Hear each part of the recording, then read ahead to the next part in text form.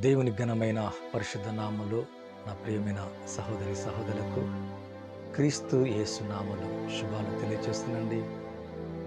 ప్రభు మిమ్మను మీ కుటుంబాన్ని దీవించునుగాక. మరి ఈ నెలంతా కూడా ప్రభు తన చల్లని రెక్కలతో మనందరినీ కాచి కాపాడి మన ప్రయాణంలో మరి మన పనులలో మన జీవితంలో ప్రతి విషయములు దేవుడు తోడైండి కాచి కాపాడినందుకు దేవునికి వందనాలు చెల్లిస్తున్నానండి. అలాగే ప్రభు మీ జీవితాన్ని ఆశీర్వదించునుగాక. Pastor Moses prince, voice of Jesus ministries ప్రియులరా, మరి మీ కొరకు మీ కుటుంబాల కొరకు నిత్యము ప్రార్థిస్తున్నాం. ప్రభు మీ జీవితాన్ని ఆశీర్వదించునుగాక, తన నెమ్మదిని మీకు అనుగ్రహించునుగాక. మరి ఎండాకాలం అంతా కూడా వడగాల్పు నుంచి, ఎండ దెబ్బ నుంచి, అనారోగ్య సమస్యల నుంచి ప్రభు మీ జీవితాన్ని కాచి కాపాడినందుకు దేవునికి ఎంతగానో కృతజ్ఞతాస్తుతులు చెల్లిస్తున్నాను. అంతేకాదు ప్రియులరా, ఈ పరిచయం ప్రేమిస్తున్నా మీకు నా నిండైన కృతజ్ఞతలు తెలియజేస్తున్నాను. మరొకసారి మీ అందరికీ కూడా వందనాలు తెలియజేస్తున్నాను. ప్రభు మీ జీవితాలను ఆశీర్వదించును గాక. కళ్ళు మూసుకుందామండి, ప్రార్థిద్దాం. పరిశుద్ధుడైన తండ్రి, మీకు స్తోత్రాలయ్యా. మరొకసారి నాయన, నాకు ఇచ్చిన ఈ మంచి సమయాన్ని బట్టి వందనాలు తండ్రి. ఎవరైతే లైవ్ని వీక్షిస్తున్నారో ప్రభా, వారందరినీ కూడా దీవించండి, ఆశీర్వదించండి. ప్రతి విధమైన ఆయా సమస్యల నుంచి, మా కలతల నుంచి, కల్వరాల నుంచి విడిపిస్తూ, మమ్మల్ని ఆదరిస్తూ, ధైర్యపరుస్తున్న ఆయన ఈ యొక్క వర్తమానముల ద్వారా మరి జీవితాన్ని బలపరుస్తున్నందుకు వందనాలు. మా హృదయాల్లో, మా మనసులో తండ్రి నెమ్మదిస్తున్నందుకు వందనాలు. ప్రతి కల్వరాలు, భయాలు అన్నీ వారి జీవితంలోంచి తొలగించండి. ఎవరైతే అయ్యా తండ్రి సిక్ బాడీ కలిగి ఉన్నారో, ఆర్థిక సమస్యలతో ఉన్నారో, అప్పులతో ఉన్నారో ప్రభా, ఉద్యోగము లేక తండ్రి ఆయన అనేక సమస్యలతో బాధపడుతున్న ఆ ప్రియులందరి కొరకు ప్రార్థిస్తున్నాను. వారి జీవితంలో నాయన అయ్యా వారి సమస్యల నుంచి విడిపించండి, అద్భుతాలు జరిగించండి అయ్యా, నెమ్మది కలిగచేయండి, శాంతి సమాధానముతో నింపి నడిపించమని మరి ముఖ్యంగా మరొకసారి నాకు ఇచ్చిన ఈ మంచి సమయాన్ని బట్టి స్తోత్రాలు. రోగులైన వారిని మీ గాయపడిన హస్తముల ద్వారా సంపూర్ణంగా మరి స్వస్థపరిచి దీవించమని, ప్రతి వ్యాధిని బీపీ యేసు నామములో నార్మల్ అవునుగాక. Sugar be heal in the name of Jesus.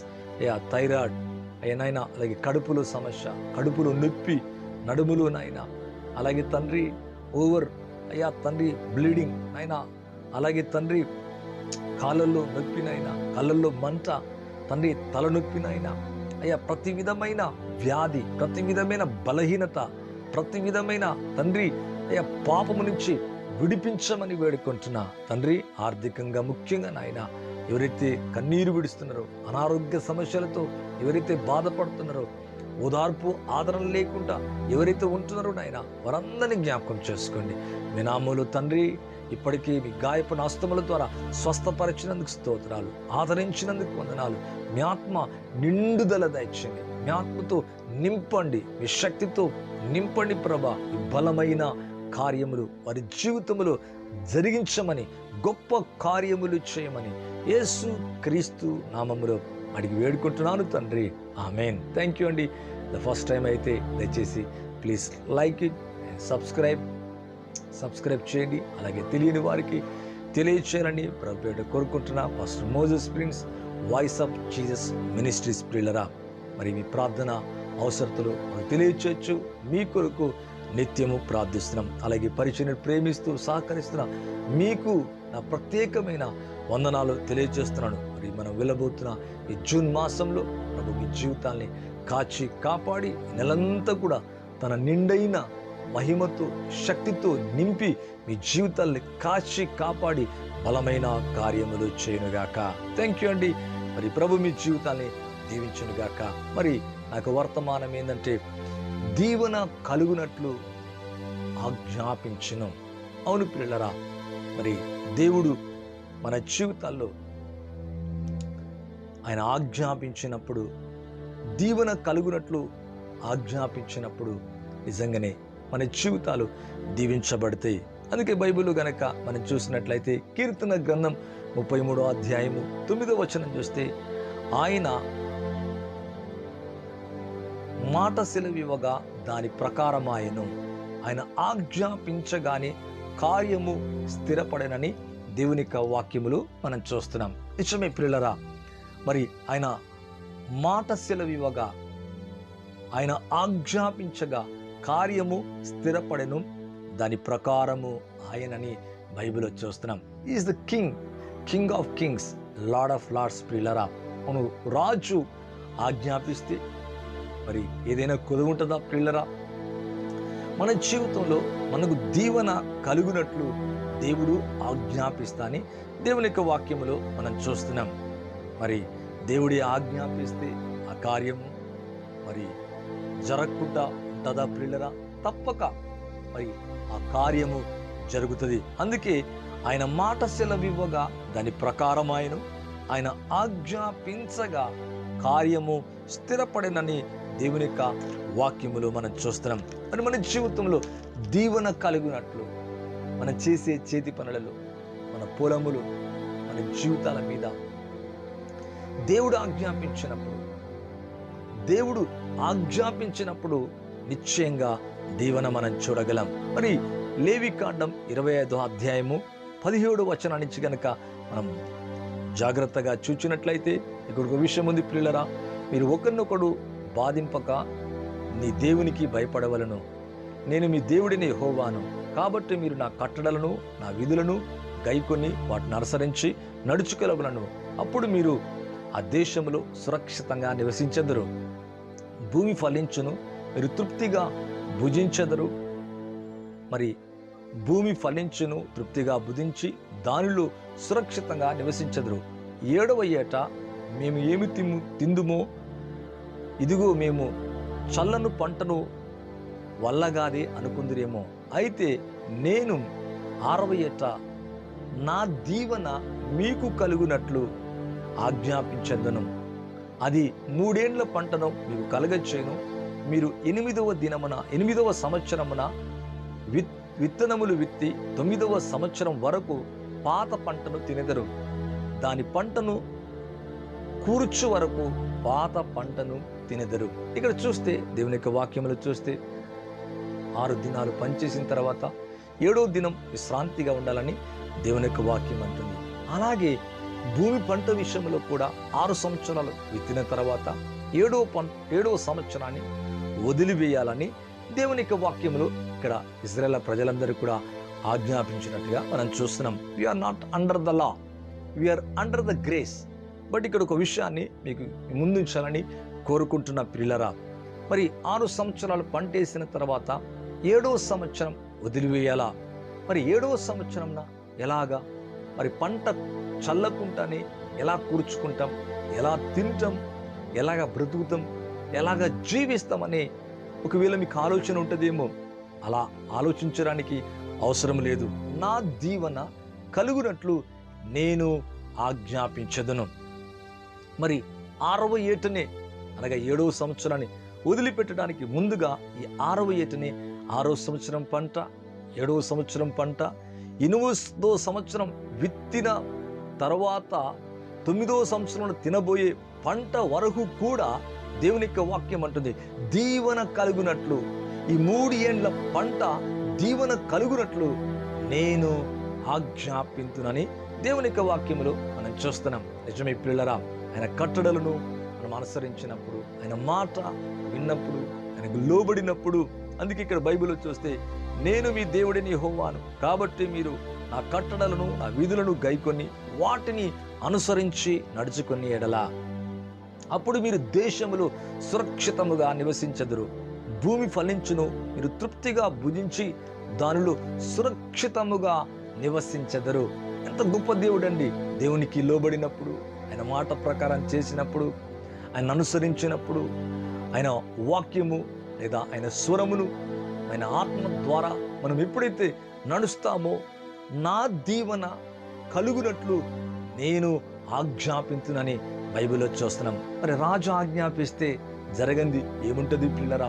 అవును, దేవుడు రాజులకు రాజు, ప్రభులకు ప్రభు, దీవెన కనుగొన్నట్లుగా దేవుడు ఆజ్ఞాపించినప్పుడు మన చేతి పనులలో, మన ప్రయత్నములలో, మన కార్యములలో, మనం వెళుతున్న దాంట్లో, మనం చేస్తున్న దాంట్లో దేవుని యొక్క దీవెన కలుగునట్లుగా ఆయన ఆజ్ఞాపించినప్పుడు నిజంగా ఈ పిల్లరా దీవెన అనేది మనం చూడగలం. ఇక్కడ చూస్తే మరి 3 ఏండ్ల పంట 6వ ఏటని, అంటే 7వ సంవత్సరం విడిచిపెట్టడానికి మనం చల్లకయ్యే ఎలా కూర్చుకుందుమని ఆలోచిస్తారేమో.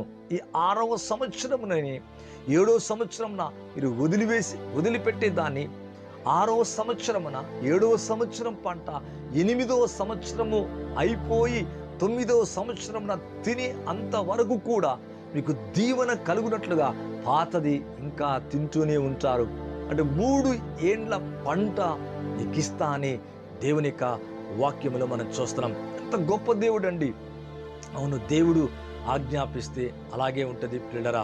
మరి మన జీవితంలో, నీ జీవితంలో ఈ వాక్యాన్ని వింటున్న మీ అందరి జీవితంలో దీవెన కలుగునట్లుగా దేవుడు ఆజ్ఞాపించబోతున్నాడు.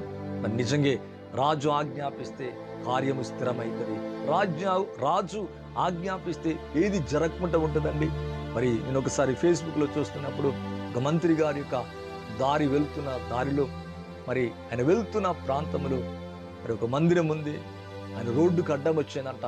అదంతా కూడా పగలగొట్టి రోడ్డు వేసేసుకున్నాడు. చూడండి పిల్లరా, మరి ఆ మంత్రి గారు పోయే దారిలో, ఆయన మంత్రి కనుక, ఆయన అధికారి కనుక, మరి ఆయన వెళ్తున్న దారిలో ఆయనకు అడ్డొచ్చిందని ఆ మందిరాన్ని అందరూ చూస్తుండగానే దాని పేపర్స్, దానికి కావలసినవి అన్ని సరి అయిన రీతిలో ఉన్నప్పటికీ కూడా ఆ మందిరాన్ని అంతా కూల్చేశారు. కానీ మన దేవుడైతే న్యాయవంతుడు, న్యాయం గలవాడు, ప్రేమ గలవాడు.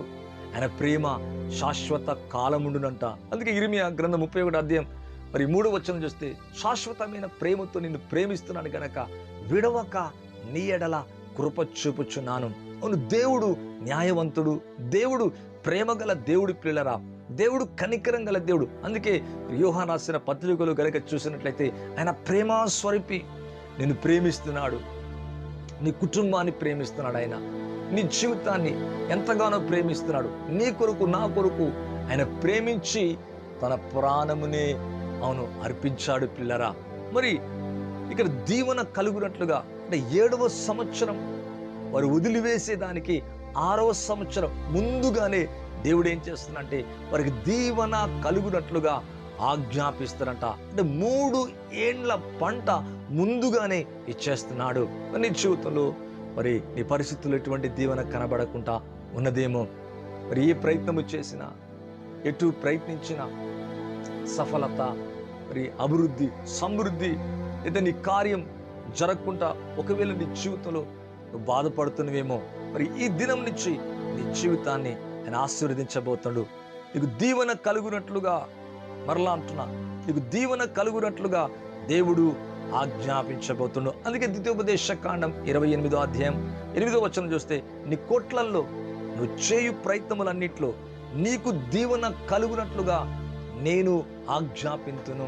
నిజమే పిల్లరా, మనం దీవించబడాలంటే దేవుడు ఆజ్ఞాపించాలా. దేవుడు ఆజ్ఞాపిస్తే తప్పక దానిలో అది ఏ పనైనా కానీ, ఏ ప్రయత్నమైనా కానీ, అది ఏ కష్టమైనా, ఎటువంటి మరి యోచనతో మనం ప్రారంభించిన, అంటే దేవుని ఆత్మ ద్వారా మనం చేసే ప్రతి ప్రయత్నం, ప్రతి కార్యం ఆయన ఆజ్ఞాపించినప్పుడు నిశ్చయంగా మన ప్రతి ప్రయత్నములలో దీవెన చూస్తాం. మరలా అంటున్నా, ఒకవేళ నువ్వు ప్రయత్నించిన దాంట్లో మరి ఒకవేళ దీవెన చూడలేకపోతున్నామేమో, ఆశీర్వాదాన్ని చూడలేకపోతున్నామేమో, ఈ దినము నుంచి నీ జీవితం మారబోతుంది. ప్రభు నీ ప్రయత్నాలన్నిటినీ నీకు దీవెన కలుగునట్లుగా ఆజ్ఞాపించబోతుండు. నీ ప్రయత్నాన్ని దీవించబోతుండు. నీ పొలములు, నీ చేతి పనులలో, నీ వ్యాపారములో, నీ కుటుంబంలో, నువ్వు వెళుతున్నప్పుడు, నువ్వు వస్తున్నప్పుడు, నువ్వు విత్తినప్పుడు, లేదా దేవునికి నువ్వు చేయి చాపినప్పుడు దీవెన కలుగునట్లుగా. Oh what a wonderful God. దీవెన కలుగునట్లుగా నువ్వు చేయి, నీ కొట్లలో నీవు చేయి ప్రయత్నములన్నింటిలో నీకు దీవెన కలుగునట్లుగా యెహోవా ఆజ్ఞాపించినట్ట. ఆయన ఆజ్ఞాపించకుండా, ఆయన కమాండ్ చేయకుండా, ఆయన ఆజ్ఞాపించకుండా ఎటువంటి దీవెన మన జీవితంలో చూడలేం పిల్లరా. ఈ దినం నుంచి మీ జీవితంలో మీ కలిగే కష్టాలన్నీ దూరం కాబోతున్నాయి. మీ అప్పులన్నీ మీ జీవితంలో పిల్లరా తొలగింపబడుతున్నాయి. ఒకవేళ నువ్వు కష్టములో ఉన్నవేమో, చాలాసార్లు అంటాం చాలా కష్టంగా ఉంది బ్రదర్ అంటే కష్టం ఎక్కువ అవుతుందంటే నీ కష్టములు కొన్ని బాధలలో దేవునికి దూరమైందని కాదు. నువ్వెంత కష్టాన్ని చూస్తున్నావో ఆ తదుపరి గొప్ప మహిమను బలమైన కార్యాలు నువ్వు చూడబోతున్నావని అర్థం. ఇజ్రాయేల్ ప్రజల్ని గనక మనం గమనించినట్లయితే బాగా కష్టాలు వచ్చినాయి పిల్లరా. మరి ఎన్నో కష్టాలు ఎదుర్కొన్నారు. ఎడారులలో మరి వెళ్తున్నప్పుడు నీళ్లు లేవని, ఆహారము లేదని, రకరకాలుగా వారు ఎంతో కష్టపడ్డారు. కానీ దేవుని మహిమ వారి జీవితంలో మరి అధికమై అద్భుతమైన కార్యాలు చూచినట్లుగా మనం బైబిల్లో చూస్తున్నాం. మరలా అంటున్నా, మరి నీ జీవితంలో చాలా కష్టాలు ఎదుర్కొంటున్నావా? కష్టాలు ఎక్కువైపోయినాయి నా జీవితంలో అనుకుంటున్నావా? అయితే నువ్వెంత ట్రబుల్గా ఫీల్ అవుతున్నావో, నువ్వెంత హార్డ్నెస్గా నువ్వు ఫీల్ అవుతున్నావో అంత దేవుని యొక్క మహిమ, గ్లోరీ నీ జీవితంలో విడుదల కాబోతుంది. మరి ఇశ్రాయేల్ ప్రజలందరూ కూడా దేవుని మహిమను నిశ్చయముగా చూశారు. దేవుని బాహువు, దేవుని చేయి చాపటం, దేవుడు బలమైన కార్యాలు, దేవుని గొప్ప కార్యాలు, గొప్ప సూచక్రియలు, వారి కష్టాలలోనే వారి బాధల్లోనే దేవుని యొక్క మహిమ విడుదలై అనేక కార్యాలు చూసినట్లుగా మనం బైబిల్లో చూస్తున్నాం. నిజమే పిల్లరా, మరి ఈ లైవ్ చూస్తున్న మీ జీవితంలో మీ కష్టాలన్నీ దూరమైపోవునుగాక, మీ కష్టాలన్నీ యేసయ్య తీర్చునుగాక. మరి లూకా సువార్త 5వ అధ్యాయాన్ని గనక మనం గమనించినట్లయితే, మరి బైబిల్లో గనక చూస్తే మరి ఒక దినాన గెన్నెసరత్ అనే తీరాన మరి పేతురు గారు అక్కడ ఉన్నట్టుగా దేవుని యొక్క వాక్యములో చూస్తున్నాం. సిమోను పేతురు వల వేసుకున్నాడు, రాత్రంతా ప్రయాసపడ్డంట. మరి ఏమీ కలగలేదు, ఏమీ దొరకలేదు.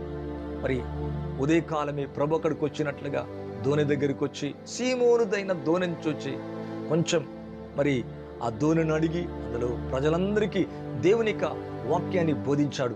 బోధించిన తర్వాత సీమోన్తో అంటున్నాడు, నీ దోణి లోతుకు నడిపించు. అప్పుడు అంటున్నాడు సీమోనుడు, అయ్యా రాత్రంతా ప్రయాసపడితిని, ఏమీ దొరకలేదు. నిజమే పిల్లరా, రాత్రంతా కష్టపడ్డాడు, రాత్రంతా ప్రయాసపడ్డాడు, కానీ ఏమీ లేదు. అవును, దేవుడు ఆజ్ఞాపించక, ఆయన సెలవు ఇవ్వక, ఆయన మాట లేని చోట, ఆయన బోధింపు లేని చోట, ఆయన నడిపింపు లేని చోట నిజమే పిల్లరా వ్యర్థ ప్రయాసంగా ఉంటుంది. మరి ఇక్కడ చూస్తే రాత్రంతయు సీమోను బాధపడ్డాడు, శ్రమపడ్డాడు, కష్టపడ్డాడు.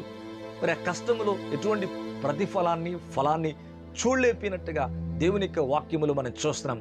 కానీ ఉదయకాలమే ప్రభు అక్కడ బోధించిన తర్వాత వారందరూ కూడా వలలు కడుక్కుంటున్నారు. మరి వలలు వేశారు, సముద్రంలో వేశారు. మరలా వలలను తిరిగి కడుక్కునే సమయంలో ప్రభు అక్కడికి వచ్చినట్లుగా బైబిల్లో మనం చూస్తున్నాం పిల్లరా. నిజమే, మన జీవితాల్లో కూడా ఇలాగే ఉండాల. సముద్రంలోనే వేస్తున్నారు, వలను వేస్తున్నారు, మరలా తిరిగి ఆ వలను కడుక్కుంటున్నారు. నిజమే, నీళ్ళల్లోనే ఉంటుంది ఆ వల. మరి దాన్ని తీస్తూ మరి వేస్తున్నప్పుడు దానికి కొన్ని మరి నాచు, లేకపోతే గవ్వలు, లేకపోతే చాలా చాలా రకరకాల మరి వస్తువులు అడ్డుపడతాయి పిల్లరా. ఒడ్డుకొచ్చినప్పుడు మరి తిరిగి దాన్ని కడిగి వేస్తారు. అలాగే మన జీవితంలో లోకంలో ఉంటున్నాం, వాక్యాన్ని వింటున్నాం, మందిరానికి వెళ్తున్నాం. మరి మన జీవితాన్ని మనం బాధించేటివి, మనం శ్రమ పెట్టేటివి, మనం బలహీనపరిచేటివి అనేక రకాల బలహీనతలు, మరి లోకములో ఒక మాలిన్యం అంటుకుంటా ఉంటుంది. దేవుని యొక్క వాక్యము ద్వారా, అభిషేకము ద్వారా నిత్యము కడగబడుతూనే ఉండాలా పిల్లరా. మరి వల వేస్తున్నారు, వల తీస్తున్నారు, నీళ్ళల్లోనే ఉంది వల. తిరిగి తీస్తున్నప్పుడు దానికి అంటుకున్నదంతా మరి ఒడ్డుకొచ్చిన తర్వాత తిరిగి దాన్ని కడిగినట్టుగానే మనం కూడా మన జీవితంలో ప్రతి దినం ఆత్మ ద్వారా దేవుని యొక్క వాక్యములు, అభిషేకములు మన మనస్సును, మన హృదయాన్ని, మనని బాధించేది ప్రతిదీ కూడా దేవుని వాక్యములో కడిగి వేసుకోవాలా పిల్లరా. మరి ఇక్కడ చూస్తే సీమోను మరి అదంతా విన్న తర్వాత, బోధ విన్న తర్వాత, ఆ బోధను విన్న తర్వాత ప్రభు అంటున్నాడు, అయ్యా మరి కొంచెం నీ దోణి లోతుకు నడిపించి వెయ్యమన్నప్పుడు రాత్రంతా ప్రయాసపడ్డామయ్యా, ఏమీ దొరకలేదు. ఆయనను నీ మాట చొప్పున వల వేతుము. నిజమే పిల్లరా, కొంచెం లోతుగా నడిపించి మరి వల వేయనప్పుడు ప్రభు ఆజ్ఞాపించగా అక్కడ ఏమీ లేకపోయినా, రాత్రంతా ప్రయాసపడితే అక్కడ ఏమీ దొరకకపోయినా, దేవుని బోధింపుతో, దేవుని మాటకు లోబడి, దేవుని స్వరానికి, దేవుని చిత్తానికి, దేవుని నడిపింపుకు ఎప్పుడైతే లోబడి కొంచెం ముందుకు అడుగులు వేశాడో, ధైర్యముతో ముందుకు వెళ్ళాడో, విశ్వాసముతో వెళ్ళాడో, దేవుడు ఆజ్ఞాపించిన చోట తన వల వేయగా విస్తారమైన చేపలంట. తన ధోని నిండిపోవటమే కాదు, మరి తన స్నేహితుని అయిన ధోని కూడా నిండిపోయినట్టుగా బైబిల్లో చూస్తున్నాం. అవును, పేతురు యొక్క ధోని, మరి యోహాను యొక్క ధోని, అక్కడికి వచ్చిన యోహాను యొక్క ధోని విస్తారమైపోయిందంట. పిల్లరా, అంతా కూడా నిండిపోయిందంట. వల పిగిలిపోవునంతగా మరి విస్తారమైన చేపలు పట్టినట్టుగా బైబిల్లో చూస్తున్నాం. ఇష్టమే పిల్లరా, మరి దీవెన కలుగునట్లుగా దేవుడు ఆజ్ఞాపించినప్పుడు కష్టం సులువుగా మారిపోతుంది, భారం నెమ్మదిగా మలచబడుతుంది. పిల్లరా, మరి రాత్రంతా ప్రయాసపడడు, రాత్రంతా కష్టపడడు.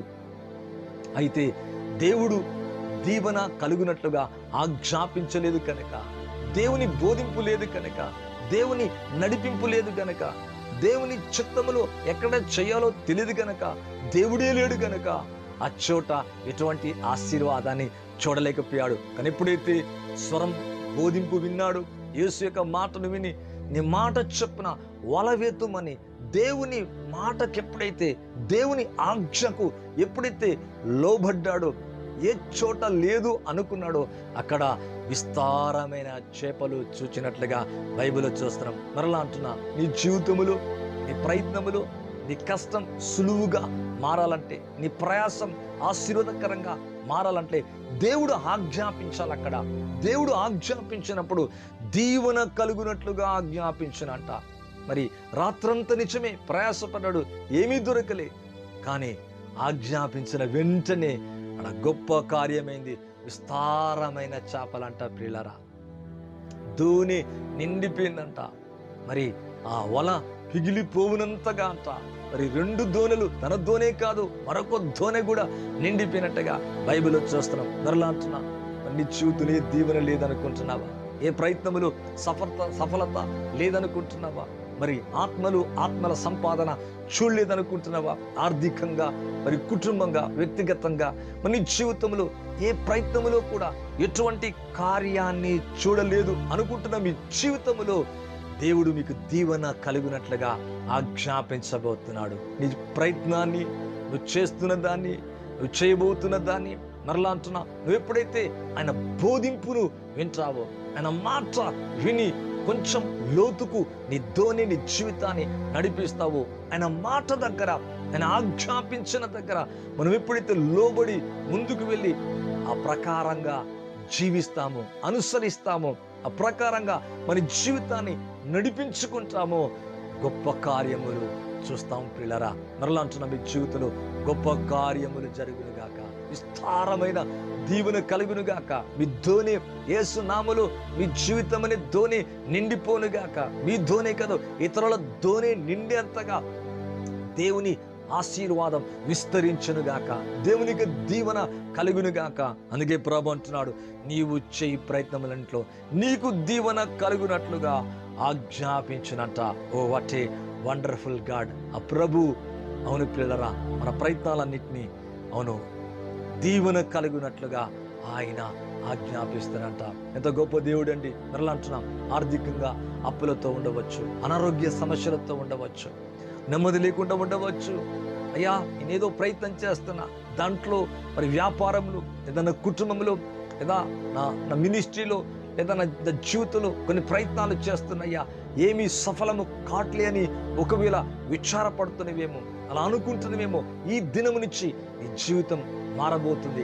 దేవుని మహిమను చూడబోతున్నావు, దేవుని గొప్ప కార్యాలు నీ జీవితంలో జరగబోతున్నాయి. మహిమ నుండి మహిమలోకి వెళ్ళబోతున్నావు. పిల్లరా, నువ్వు చేయు ప్రయత్నములన్నిట్లో దీవెన కలుగునట్లుగా ఆయన ఆజ్ఞాపించినట్ట. నిజమే, ఇక్కడ చూస్తే మరి 25వ అధ్యాయం, లేవికాండం 25వ అధ్యాయం చూస్తే, మీరు మీ దేశములో సురక్షితముగా ఉండేదరు. అవును, మరి ఇక్కడ అంటున్నాడు, దేశంలో సురక్షితంగా నివసించేదరు. అవును, దేవునికి వాక్యం అంటుంది, మీరు ఫలించి మీరు తృప్తిగా భుజించెదరు. ఎప్పుడు తెలుసా?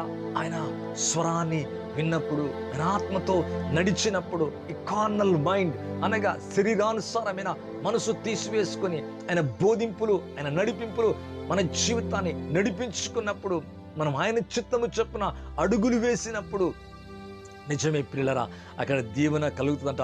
నా దీవెన కలుగునట్లుగా ఆజ్ఞాపింతును. నిజమే, 6 సంవత్సరములు పంట వేసిన తర్వాత 7వ సంవత్సరం వదిలివేయాలని ప్రభు ఇక్కడ చెబుతున్నాడు. మరి ఎప్పుడైతే అలా చేస్తారో, మీ భూమి విత్తకపోయినా, మీ భూమి మరి విత్తనాన్ని చల్లకపోయినా, చల్లకుండా ఎలా కూర్చుకుందామని అనుకుంటారేమో, విత్తకుండా ఎలా పంట పండుతుందని అనుకుంటారేమో. ఈ 6వ ఏటనే మీరు విత్తిన దాన్ని 7వ సంవత్సరం వదిలేసే దాన్ని 6వ సంవత్సరం, 7వ సంవత్సరం, 8వ సంవత్సరం, ఈ 3 సంవత్సరముల పంట ముందుగానే 6వ సంవత్సరం అనేనే దేవుడి చేస్తున్నాడు పిల్లరా. అవును, 9వ సంవత్సరం వచ్చేదాకా కూడా ఆ పాతదైన 6వ సంవత్సరం పంట తింటూనే ఉంటారట. What a blessing, triple blessing. అవును పిల్లరా, ఆ సంవత్సరముది, మరుసటి సంవత్సరముది, ఆ సంవత్సరముది పిల్లరా. మరి 9వ ఏట విత్తనాన్ని 8వ ఏట విత్తి కూర్చుకొని తిని అంత వరకు కూడా ఈ దీవెన వాణ్ణి వదిలిపెడతలేదంట. ఈ పంట పాతది అలాగే ఉందంట. వారి జీవితంలో గొప్ప కార్యము జరుగుతుంది. కారణం ఏంటంటే దీవెన కలుగునట్లుగా ఆయన ఆజ్ఞాపిస్తున్నట్ట. మరలా అంటున్నా, మనం దేవుణ్ణి అనుసరించినప్పుడు, ఆయన మాటను పూర్ణ మనసుతో మనం అంగీకరించినప్పుడు, ఆయన చిత్తము చెప్పున మనము ప్రియులరా మనము నడిచినప్పుడు, మరి ఎలాగా దేవుని చిత్తం ప్రకారం నడవాలంటే ఏమి లేదు ప్రియులరా, మన హృదయాన్ని అంతా ఖాళీ చేసుకొని దేవుని యొక్క వాక్యాన్ని ఆత్మతో నింపబడి ఆత్మానుసారంగా మన జీవితాన్ని నడిపించుకున్నప్పుడు, అవును పిల్లరా, మన జీవితం ఆయన చిత్తము చెప్పున జరుగుతూ ఉంటుంది. నిజమే, దేవుని వాక్య ప్రకారంగా జీవించటమే ఆయన విల్లింగ్, ఆయన మాట ప్రకారంగా జీవించటమే ఆయన చిత్తం పిల్లరా. ఆయన స్వరాన్ని అనుసరించి, ఆయన ఆత్మను అనుసరించి, ఆయన వాక్యాన్ని అనుసరించి ఆ ప్రకారంగా మన జీవితాలు జీవించినప్పుడు ఆయన చిత్తమంతా కూడా జరుగుతుంది. అక్కడ కష్టపడకపోయినా, పేతురు వలె మరి రాత్రంతా ప్రయాసపడ్డాడు, రాత్రంతా కష్టపడ్డాడు. మరి కష్టపడకుండానే, మరి ఏ కష్టము లేకుండానే గొప్ప ఆశీర్వాదాన్ని చేస్తున్నాడు. 2 దోణులు నిండిపోయినాయి, మరి వలలు పిగిలిపోయినాయి, ఇంకా మిగిలిపోయినాయి. అనగా తన జీవితంలో ఎప్పుడూ చూడని గొప్ప కార్యము చూస్తున్నాడు. 2 దోణులు నిండిపోయినంట. మరలా అంటున్నా, మీ జీవితంలో కూడా మీ ప్రయత్నాన్ని, మీ కార్యాల్ని, మీరు చేస్తున్న దాన్ని, మీరు చేసే ప్రతి ప్రయత్నాన్ని అవును దీవెన కలుగునట్లుగా దేవుడు ఆజ్ఞాపించినప్పుడు అన్ని కార్యములు జరుగుతాయి పిల్లారా. అవును, దేవునికి దీవెన మనం చూడగలం. ఇక్కడ ఇజ్రాయేల్ ప్రజలతో అంటున్నాడు, 3 ఏండ్ల పంట ముందుగానే ఇస్తున్నాడు. నీ జీవితంలో మరి నువ్వు పడుతున్న కష్టాన్ని ప్రభు చూస్తున్నాడు, నీ శ్రమను చూస్తున్నాడు, నీ కన్నీటిని చూస్తున్నాడు, నీ యొక్క కన్నీటిలో కూడా విత్తే విత్తనాన్ని చూస్తున్నాడు. శ్రమలో కూడా, ఈ కష్టములో కూడా ప్రభుని ప్రేమించి ప్రభు కొరకు జీవించే విధానాన్ని చూస్తున్నాడు. నీకు దీవెన కలుగునట్లుగా ఆయన ఆజ్ఞాపించగా అన్ని కూడా పిల్లరా గొప్ప కార్యములు జరుగుతాయి. మరి ఇక్కడ 3 సంవత్సరముల పంట ముందుగానే ఇస్తున్నాడు. మరి నీ జీవితంలో కూడా మరి ముందుగానే, ఇంకా చూడకముందే, ఇంకా సంవత్సరములు చూడకముందే ముందుగానే ఆ పంటను మరి ఇజ్రాయేల్ ప్రజలు చూస్తున్నట్లుగా బైబిల్లో చూస్తున్నాం. దానికి కారణం ఆయన అనుసరించుటే, ఆయన మాట వినుటే, ఆయనకు లోబట్టి సురక్షితంగా ఉన్నారు, తృప్తి నొందారంట. ఇంకా తినగా వారి జీవితంలో 3 ఏండ్లు ఆమె పంట మరలా వేసుకునేంత వరకు, దాన్ని చూచేంత వరకు పాతది అయిపోవట్లేదంట పిల్లరా. ఎంత గొప్ప దీవెన!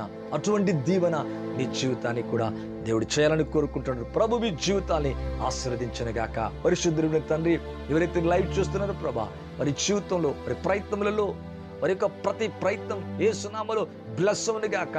ప్రతి పని బ్లెస్ అవును గాక. పంట పొలం బ్లెస్ అవును గాక. ప్రతి దాంట్లో దీవెన కలుగునట్లుగా మా ప్రియులందరినీ కూడా దీవించమని, ఆశీర్వదించమని, మంచి ఆరోగ్యముతో, ఆయుష్తో, దీర్ఘాయుషుతో ప్రతి అనారోగ్యమును అయ్యా తండ్రి తీసివేసి నెమ్మది సమాధానము కలగచేయమని నామములో దీవిస్తూ ఆశీర్వదిస్తూ దీవెన కలుగునట్లుగా ఆజ్ఞాపించమని యేసు క్రీస్తు నామములో అడిగి వేడుకుంటున్నాను తండ్రి. Amen. May God bless you all. ఇదే మొదటిసారి అయితే ప్లీజ్ సబ్స్క్రైబ్, లైక్ ఇట్, ఈ పరిచయం దయచేసి ప్రేమించాలని ప్రభుపేట కోరుకుంటున్నా. ప్రభు మిమ్మల్ని దీవించి ఆశీర్వదించండి.